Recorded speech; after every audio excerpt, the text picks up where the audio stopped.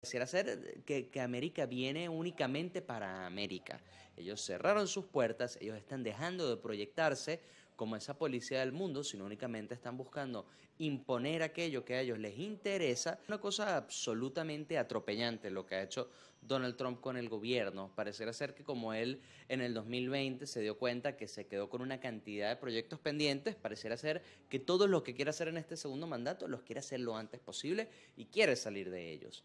Él, en efecto, en Florida abrió lo que llaman el Alcatraz de los Cocodrilos, un centro de detención, algo absolutamente inhumano, algo que viola los derechos humanos por la manera en la que lo han planteado. Y esto lo que está demostrando es también un interés de él en mantenerse mediático, porque al mismo tiempo está pidiéndole a Benjamin Netanyahu que lo nomine a un premio Nobel de la Paz.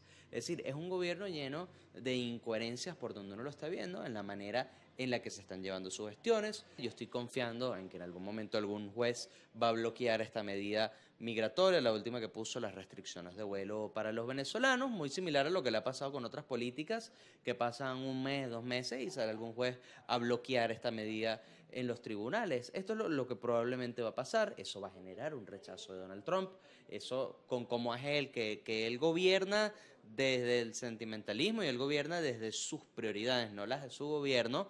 Probablemente eso va a generar que busque alternativas para seguir presionando el tema de los migrantes, pero sí es una realidad que en estos momentos el gobierno de Donald Trump tiene como prioridad dejar claro que ese país que recibía migrantes de todas partes del mundo y que sus puertas estaban abiertas, quizás no están cerradas del todo, pero definitivamente se están cerrando y ellos van a seguir proyectando medidas similares a las que estamos viendo, donde cada vez va a ser más difícil aceptar nuevos migrantes en el país y donde además va a ser cada vez más difícil hasta visas de turismo, todos estos temas. Es un país que poco a poco se va a ir cerrando y que al cerrarse va a ir perdiendo esa fuerza y ese respeto que ha construido en la comunidad internacional. Y nuevamente volvemos a lo que tantas veces hemos comentado, la necesidad de que se tiendan puentes entre Venezuela y los Estados Unidos. Estos no son solo puentes económicos para las materias de licencias energéticas, sino precisamente este tema de los migrantes se vuela de proporciones y sigue creciendo precisamente porque no hay unos puentes directos que permitan la comunicación a través de las cuales tanto las preocupaciones del venezolano por las condiciones de sus migrantes se den a respetar, sino que también se escuchen las quejas de los Estados Unidos respecto a lo que ellos llaman una migración descontrolada de venezolanos. Entonces, una vez recuperemos esos puentes, se fomenten esas relaciones y a través de negociaciones bilaterales se logren llegar a acuerdos en todas estas materias, que lo que van a hacer es beneficiar al venezolano. Andrés Ignacio Silva destacaba que para el gobierno del presidente Donald Trump no es prioridad Venezuela. Sin embargo, menciona que es importante que se tiendan puentes y se puedan retomar las negociaciones entre ambos países. Con esto despedimos este contacto. Gracias, Oriemi González. Hablaba el consultor político Mercedes de la necesidad de tender puentes con Estados Unidos. Sin embargo, pues lo que hemos visto es a un presidente que ha hablado de renovar el tema de los muros, o sea, abrir más muros, subir muros en vez de tender esos puentes y necesarios para el diálogo es justamente eso, ¿no? La conciliación, tender puentes, tener vías de comunicación, aunque Jorge Rodríguez decía en su locución que esas comunicaciones siguen a pesar pues de todas esas diferencias que obviamente existen. Ahora, cuando tú vas a hablar con alguien, intentas entrarle por los temas que le pueden interesar, ¿no?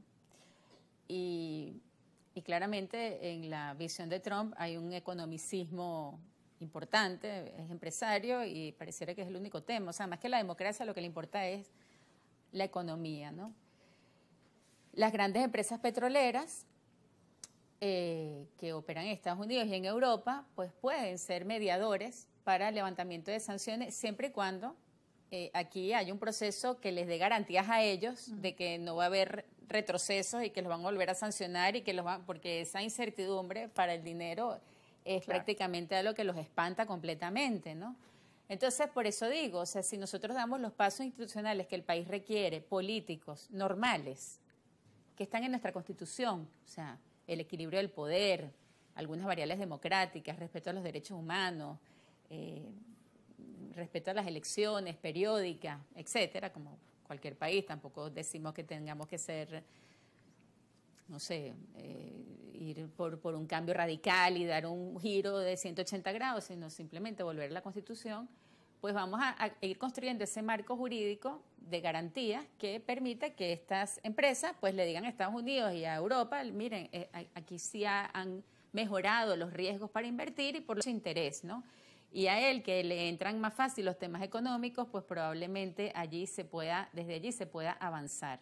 Ahora, si la postura del país, de nuestro país, es tan irracional en cuanto al manejo del poder, en cuanto al manejo de las instituciones, como se está comportando Estados Unidos, pues entonces simplemente eso en política internacional es una estrategia que es no hacer nada para que todo siga igual. O sea, si tú no cambias tu política, yo tampoco cambio la mía, por lo tanto no pasa nada, ¿no? Seguimos en lo mismo.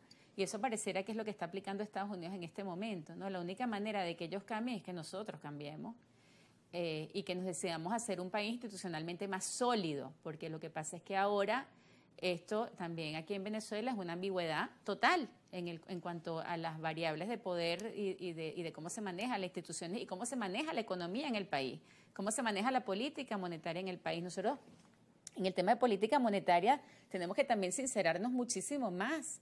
El Banco Central de Venezuela tiene que ser una institución mucho más transparente.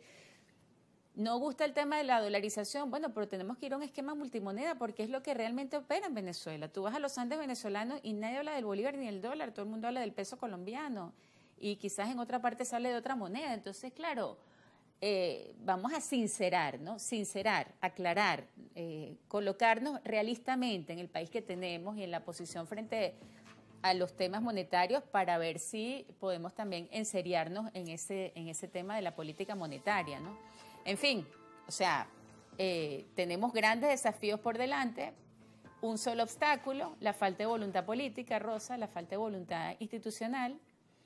Graciela Soriano de García Pelayo, una historiadora venezolana, hablaba del personalismo institucional, decía que había personalidades, o sea, hombres y mujeres, que cuando se proponen institucionalizar al país lo logran, ¿no? O sea, al final también es un tema de voluntad de los seres humanos, de decir, vamos a acordar para que el país se mueva por un camino pues más sólido y más seguro para todos, ¿no? Gracias, Mercedes. Lamentablemente ya suena la musiquita indicando que tenemos que despedirnos. No sin antes quisiera leer algunos de los comentarios que nos han llegado a Instagram. Ya para cerrar, @yo nos saluda. La migración venezolana es un problema para la región. El venezolano emigra de manera muy pobre. La xenofobia no ocurre porque sí.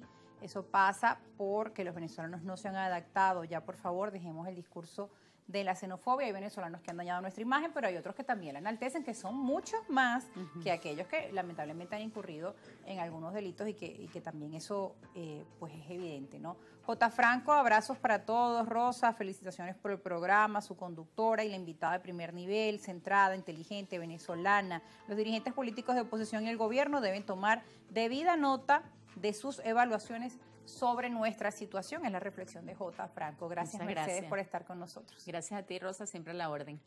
Y gracias a todos.